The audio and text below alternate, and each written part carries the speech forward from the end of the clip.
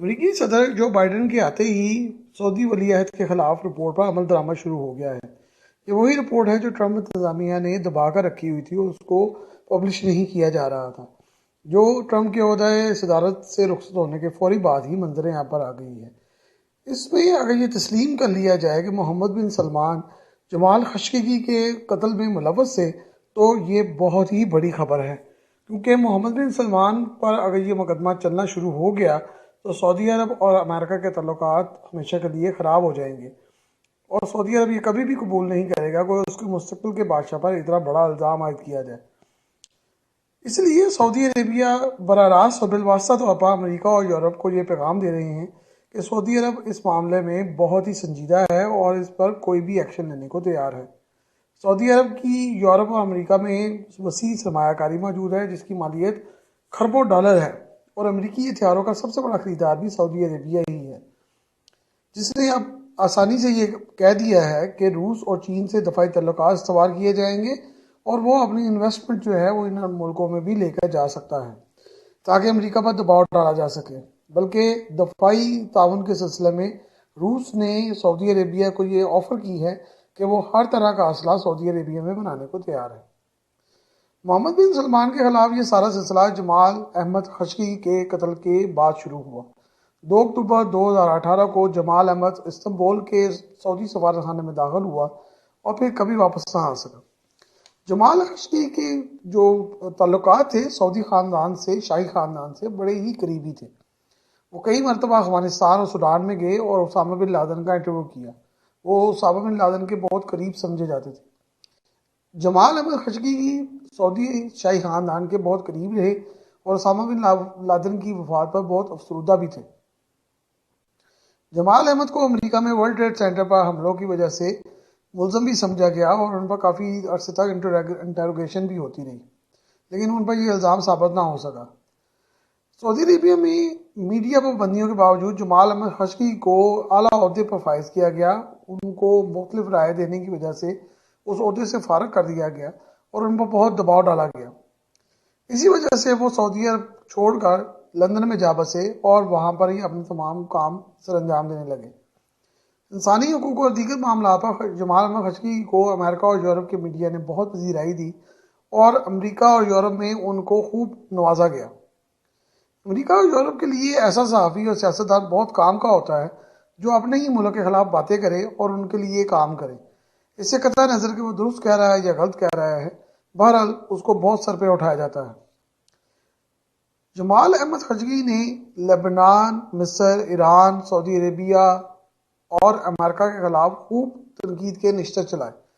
امریکہ اور یورپ کو تو اس سے کوئی فرق نہیں پڑتا، لیکن بہرحال سعودی عربیہ کو اس سے بہت سارے مسائل تھے، کیونکہ ان کی تنقید کا جو پہلا اور بڑا ہدف محمد بن سلمان تھا۔ محمد بن سلمان کے خلاف جمال احمد خشقگی نے بہت بڑا محاذ کھولا اور شاہی خاندان سے خصوصی مراسم کی وجہ سے وہ اس بات کو بہرحال انکیش کرا سکتا تھا کہ وہ بہت سارے رازوں کا امین ہے۔ محمد بن سلمان کی عمر صرف 38 سال ہے۔ ان کے سامنے ایک لمبا کیریئر پڑا ہے اور قیادت کے لیے ان کے پاس بہت وقت ہے، لیکن جمال خشقگی کے جو قتل کی خبر ہے وہ ان کے لیے مسئلہ بن گئی ہے۔ ویسے تو وہ زندہ بھی ان کے لیے مسئلہ تھے، لیکن مر کر اور بھی ایک بڑا مسئلہ ان کے لیے بن چکے ہیں۔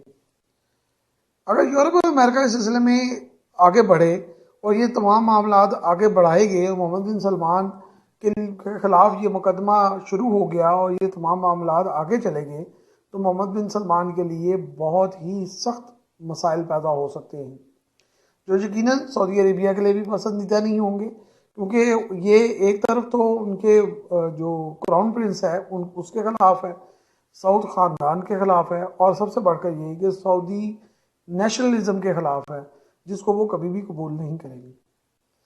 یورپ اور امریکہ سعودی عرب کو ناراض نہیں کر سکتے، کیونکہ یورپ اور امریکہ میں سعودی عربیہ کی بہت بڑی انویسٹمنٹس ہیں، جن کی مالیت تقریباً 900 ارب ڈالر کے قریب بنتی ہے۔ سعودی عربیہ امریکہ سے بہت وسیع پیمانے پر اسلحہ خریدتا ہے، اور ٹرمپ نے 2018 میں جو معاہدات کیے تھے اس کی جو فوری اماؤنٹ تھی وہ 110 ارب ڈالر تھی، جو کہ 10 سال کے عرصے کے بعد، اس کے علاوہ 10 سال کا ایک کانٹریکٹ تھا جو کہ تقریباً $350 بلین کا تھا۔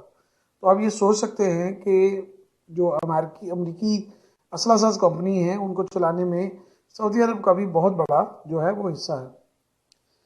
امریکہ کی معیشت میں سعودی عرب کا بہت بڑا حصہ بھی ہے۔ اس وقت سعودی عربیہ کی امریکہ میں مالیاتی بلوں اور کمپنیوں میں جو انویسٹمنٹ ہے وہ تقریباً $900 ارب کے قریب ہے۔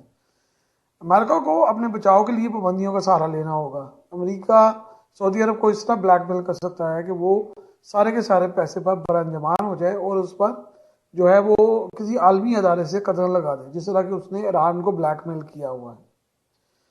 محمد بن سلمان نے جو پبلک فنڈ بنایا تھا اس کا جو ساری انویسٹمنٹ ہے وہ بھی ساری کی ساری امریکہ میں ہے۔ اس پبلک فنڈ کو بنانے کا بڑا مقصد یہ تھا کہ سعودی عربیہ کی تیل سے آمدن پر انحصار کم کیا جا سکے۔ آج بھی سعودی عربیہ کی جو آمدن ہے اس پہ تیل کا حصہ تقریباً آدھا ہی ہے، لیکن امریکہ میں سرمایہ کاری کے نتیجے میں پچھلے 3-4-5 سالوں میں سعودی عربیہ نے 150 ارب ریال جو ہے وہ کمائے ہیں، یعنی 150 ارب ریال کا فنڈ جو قائم کیا گیا تھا وہ اب منافع لے کر اور آگے بڑھ کر تقریباً 1.5 ٹریلین ریال پر جا پہنچا ہے، جو کہ 2030 تک 7.5 خرب ریال ہونے کی توقع ہے۔ اب جبکہ امریکہ میں محمد بن سلمان کے خلاف کارروائی کے لیے بل پیش کیا جا رہا ہے، یہ معاملات بڑی تیزی سے آگے بڑھ رہے ہیں۔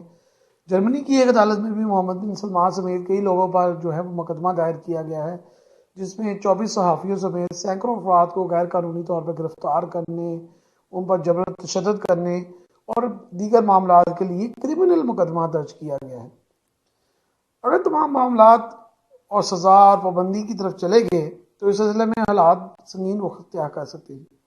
سعودی عرب کے کھربوں ڈالر جو امریکہ اور یورپ میں پڑے ہیں وہ سارے کے سارے جو ہیں وہ جو یورپ اور امریکہ ہے وہ اپنے کھاتے میں ڈالنے کی کوشش کرے گا، جس طرح کہ انہوں نے ایران کے ساتھ کیا ہوا ہے اور کئی دوسرے ملکوں کے ساتھ بھی ایسا کر چکے ہیں۔ بلکہ سعودی عربیہ کے کئی ایشیائی ممالک میں بھی بہت وسیع فنڈز پڑے ہوئے ہیں۔ مثلاً جاپانی بینک جو سافٹ بینک ہے اس میں $45 ارب کی جو سرمایہ کاری ہے وہ صرف سعودی عربیہ کی ہے۔ اس کے علاوہ Uber, Boeing, Disneyland, Blackstone fund, لوسٹر motor, Marriott hotel, G M groups اور orchid hotel, Twitter, Facebook, بے شمار کمپنی ہیں جہاں پر سعودی جو ہے وہ سرمایہ کاری موجود ہے، اور یہ کروڑوں ڈالر میں نہیں ہے بلکہ اربوں ڈالر میں ہے۔ کئی سعودی ایسے پروجیکٹ ہیں جو کہ سعودی عربیہ میں چل رہے ہیں، کیونکہ سعودی عربیہ میں ایک بہت بڑا سٹی بنایا جا رہا تھا جس کو نعیم شہر کہا جاتا ہے، جو تبوک کے پروونس میں بسایا گیا ہے اور اس پر $500 ارب کی سرمایہ کاری کی گئی ہے۔ 26,500 مربع کلومیٹر پر بنایا گیا یہ شہر سیاحت کے علاوہ ٹیکنالوجی کا ایک شاہکار ہے جو مکمل طور پر یورپ اور امریکہ کے ذریعے بنایا جا رہا ہے، اور یورپ کی بہت ساری کمپنیاں جو ہیں ان کے ٹھیکوں میں جو ہیں وہ شامل ہیں۔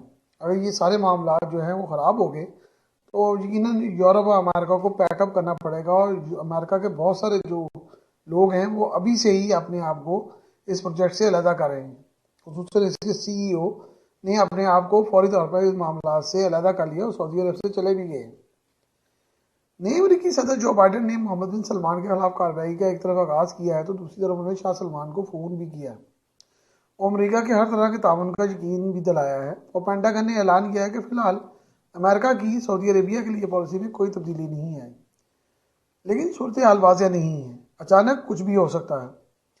امریکہ نے چند ماہ پہلے جو ہے وہ 10,000 گائیڈڈ بموں کی فراہمی کو روک لیا تھا، جس کی پیمنٹ سعودی عربیہ نے بھی کل بھی دی ہوئی ہے۔ اس کے علاوہ سعودی عربیہ میں جو امریکی اڈے ہیں ان کے لیے طیارہ شکن میزائل جو ہے وہ روانہ ہونے تھے، جو کہ ابھی تک نہیں ہو سکے۔ مئی 2017 میں امریکہ اور سعودی عربیہ کے درمیان دفاعی تعاون کا معاہدہ ہوا تھا جس کی مالیت $350 ارب تھی۔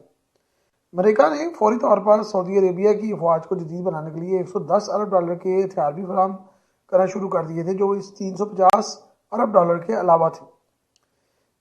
اس سے پہلے 2016 میں اوباما انتظامیہ نے تقریباً $115 ارب کا دفاعی جو ہے وہ معاہدہ کیا تھا، جس کے تحت سعودی عربیہ کو ہیلی کاپٹرز اور بحریہ کے لیے آلات اور دیگر سروسز فراہم کی گئی تھی۔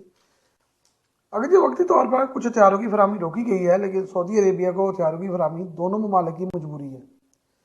سعودی عربیہ کی فوج کے 90% جو انحصار ہے وہ امریکی ہتھیاروں پر ہے، جبکہ امریکی کمپنیوں کا تقریباً 20 سے 25% جو مال ہے وہ سارے کا سارا سعودی عربیہ میں جاتا ہے، اور ان کی آمدنی کا بہت بڑا حصہ سعودی عربیہ سے جنریٹ ہوتا ہے۔ مثلاً سعودی عربیہ کی بڑی فوج کے پاس تقریباً 2500 چھوٹی بڑی توپیں ہیں، جن میں سے صرف 54 چین سے خریدی گئی ہیں، باقی ساری امریکہ سے آئی ہیں۔ اسی طرح سعودی عربیہ کے پاس 1062 ٹینک ہیں، جن میں سے 250 ٹینک جو ہیں صرف فرانس سے خریدے گئے ہیں، باقی سارے کے سارے امریکی ہیں۔ سعودی عربیہ کی فوج کے پاس تمام ہیلی کاپٹر جو ہیں وہ امریکی ساختہ ہیں۔ سعودی عربیہ کی فضائیہ کے پاس مکمل طور پر جو ہے امریکی F-15 اسٹرائک ایگل تھے۔ حال ہی میں انہوں نے 72 یورو فائٹر لیے ہیں، اور پہلے سے چند ٹورناڈو پر تیاری بھی موجود ہیں۔ اس لیے سعودی عربیہ جو ہے اس کی ایئر فورس کو بھی مکمل طور پر امریکی ہتھیاروں سے مزین کیا گیا ہے، جو کہ اگر اس کی فراہمی رک جائے تو سعودی عربیہ کی ساری فضائیہ جو ہے وہ گراؤنڈ ہو جائے گی۔ سعودی عربیہ کی بحریہ جو ہے اس کا مکمل جو انحصار ہے وہ بھی امریکی ہتھیاروں پر ہے۔ یہ بڑا ایک حیرت انگیز معاملہ ہے کہ سعودی عربیہ کی ساری جو اسلحے کی کھیپ ہے وہ سعودی عربیہ امریکہ سے آتی ہے۔ اب اگر وہ یہ معاملات روک لے اور امریکہ خلیج پر آ کر اپنے بحری بحریے کے ذریعے سعودی عربیہ پر قبضہ کرنا چاہے تو یہ چند منٹ کی بات ہے، اور یہ ایک بڑی حیرت انگیز اور دردناک حقیقت ہے کہ سعودی عربیہ کے پاس اس کا کوئی انتظام موجود نہیں ہے۔ ایران وہ ملک ہے جس نے براہ راست امریکہ سے ٹکر لیے رکھی ہے، اور امریکہ کی ہمت نہیں ہوئی کہ وہ ایران پر حملہ کر سکے۔ ہاں اگرچہ چھوٹے موٹے واقعات ہوتے رہتے ہیں، لیکن براہ راست بڑے حملے کی امریکہ میں ہمت نہیں ہے، اور آبنائے ہرمز میں سعودی عربیہ کچھ بھی نہیں کر سکا۔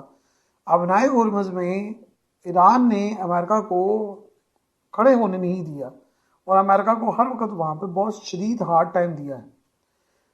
اس صورتحال میں سعودی عربیہ جو ہے وہ بہت ہی بیک گراؤنڈ میں چلا جاتا ہے اور بڑے مسائل کا شکار ہو جاتا ہے، کیونکہ سعودی عربیہ کے پاس دولت تو ہے، لیکن یہ سارے معاملات جو ہیں وہ امریکیوں کے ہاتھ میں گئے ہوئے ہیں، اور امریکی ہی کنٹرول کرتے ہیں۔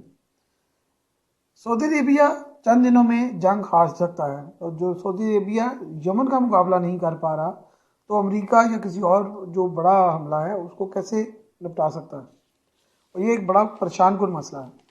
محمد بن سلمان کا مسئلے کو زیادہ اجاگر کرنے کی ایک وجہ یہ بھی ہو سکتی ہے کہ امریکہ یہ چاہ رہا ہو کہ سعودی عرب اسرائیل کو تسلیم کر لے۔ یہ بھی کہا جا رہا ہے کہ اسرائیل کے جو وزیر اعظم ہیں وہ سعودی عرب اسی لیے گئے تھے کہ وہ معافی تلافی کرا سکے اور شاہ سلمان کے لیے کوئی درمیانہ راستہ نکلوا سکے، لیکن بہرحال یہ وثوق سے نہیں کہا جا سکتا۔ اب یہ بھی نہیں کہا جا سکتا کہ سعودی عربیہ اس دباؤ کو برداشت کر سکے گا یا نہیں، یہ تو صورتحال وقت ہی بتائے گا۔ سعودی عرب نے روس اور چین سے دفاعی تعلقات بہتر بنانے کا عندیہ دیا ہے، اور برطانیہ سے بھی رابطہ کیا ہے۔ روس نے سعودی عربیہ کو ہر طرح کے ہتھیار فراہم کرنے کے علاوہ ہر طرح کی ٹیکنالوجی فراہم کرنے کے لیے بھی بات چیت کی ہے، اور جو ہے یہ بہت بڑی ڈیل بھی چند ماہ میں سامنے آ سکتی ہے۔ امریکہ اگرچہ سعودی عربیہ پر بہت بری طرح چھایا ہوا ہے، لیکن اس کے بہت سارے اور بھی مسائل ہیں۔ امریکیوں کے ہاتھ سے اپنی دولت نکلوانی سعودی عربیہ کے لیے آسان کام نہیں ہے۔ سعودی عربیہ ان معاملات میں بہت بری طرح پھنس چکا ہے، اس لیے ٹرمپ کے آخری دنوں میں یہ سارے معاملات جو ہے ایسا ایسا طے کروانے کی کوشش کی جاتی رہی تھی، جو کہ اب مکمل طور پر پلٹا کھا چکے ہیں۔ سعودی عربیہ اور کویت کو جو ہے وہ دباؤ کیا جا سکتا ہے، اور اس دباؤ سے نکلنے کے لیے ہو سکتا ہے کہ ان کو اسرائیل کو تسلیم بھی کرنا پڑے۔ اب یہ معاملات جو ہیں وہ بڑے مشکل مرحلے کی طرف آ رہے ہیں۔ پاکستان اور ترکی سے بھی سعودی عربیہ کے جو تعلقات ہیں وہ آئیڈیل نہیں ہیں۔ سعودی عربیہ کے لیے مستقبل کی ڈپلومیسی بہت ہی مشکل اور خطرناک حد تک جو ہے وہ